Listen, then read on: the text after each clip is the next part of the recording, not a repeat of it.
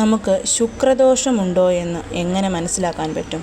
ശുക്രൻ എന്ന് പറയുന്നത് ആഡംബരം എന്ന് തന്നെയാണ് അതിൻ്റെ അർത്ഥം. എല്ലാ രീതിയിലുമുള്ള സുഖഭോഗങ്ങളോടുകൂടി ജീവിക്കുക.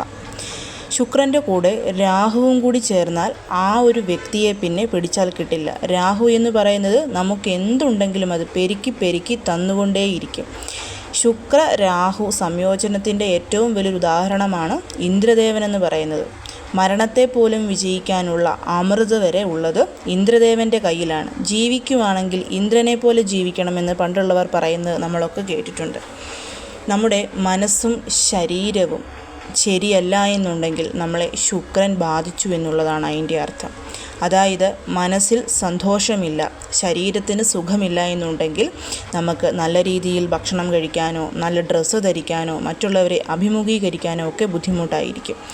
അങ്ങനെയുള്ളവർക്ക് തീർച്ചയായും ശുക്രദോഷം ഉണ്ടായിരിക്കും. അത് മാത്രം ഭാര്യയും ഭർത്താവും തമ്മിൽ ഒരു വീട്ടിൽ ഒന്നിച്ച് താമസിക്കുന്നവർ തമ്മിലും ഒരു ഐക്യമില്ല എന്നുണ്ടെങ്കിലും അവിടെയും ശുക്രദോഷം ബാധിച്ചിരിക്കും.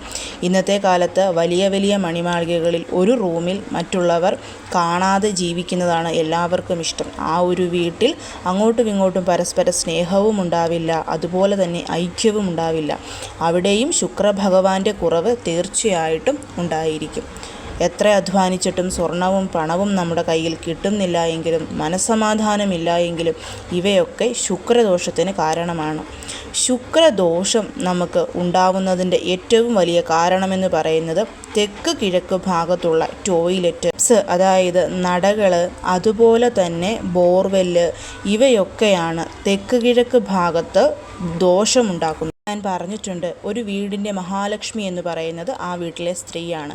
തെക്ക് കിഴക്ക് ഭാഗത്ത് ഇതുപോലെയുള്ള കാര്യങ്ങളുണ്ടെങ്കിൽ അത് ബാധിക്കുന്നത് ആ സ്ത്രീയെയായിരിക്കും. കുടുംബത്തിലുള്ള സ്ത്രീക്ക് ശാരീരിക ബുദ്ധിമുട്ടുകൾ, രോഗങ്ങൾ, മനസ്സന്തോഷമില്ലാതിരിക്കുക, വീട്ടിലെപ്പോഴും വഴക്കുണ്ടാകുക, ആ വീട്ടിലുള്ള ആരുമായിട്ടും പൊരുത്തപ്പെട്ടു പോകാതിരിക്കുക തുടങ്ങിയ പ്രശ്നങ്ങളൊക്കെ ഉണ്ടാകും.